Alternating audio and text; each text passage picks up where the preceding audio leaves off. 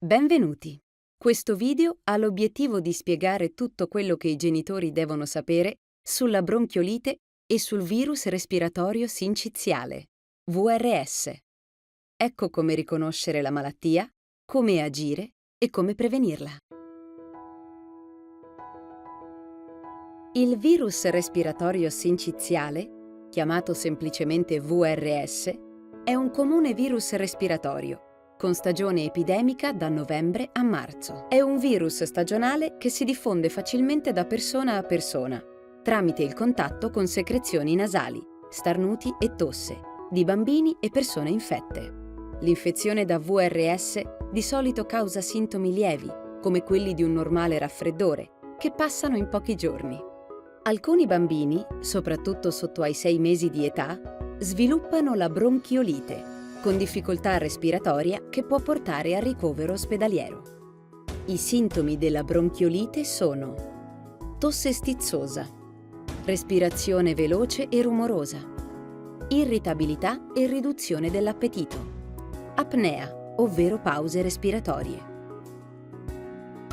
I segni di un possibile peggioramento della malattia sono respiro sibilante o accelerato, colorazione bluastra della cute, allargamento delle narici e rientramento del torace durante la respirazione. Il VRS potrebbe essere pericoloso per alcuni neonati e bambini particolarmente vulnerabili, nei quali può causare bronchiolite o polmonite.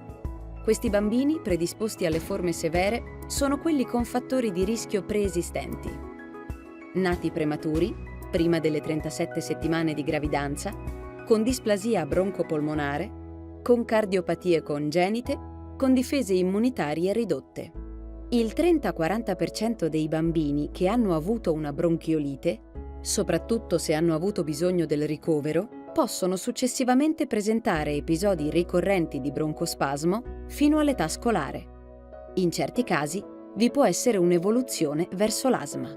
Contattare il medico se il bambino ha difficoltà respiratoria, non riesce ad alimentarsi, ha meno di 3 mesi, ha febbre superiore a 38, mostra segni di disidratazione, labbra asciutte, pianto senza lacrime, riduzione della quantità di urine.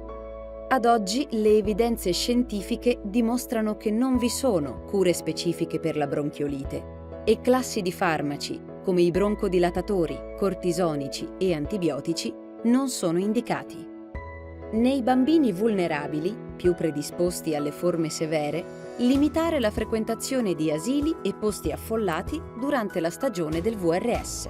Per ridurre il rischio di contrarre o diffondere l'infezione da VRS, lavarsi spesso e accuratamente le mani. Evitare di toccarsi occhi, bocca e naso e poi toccare il bambino.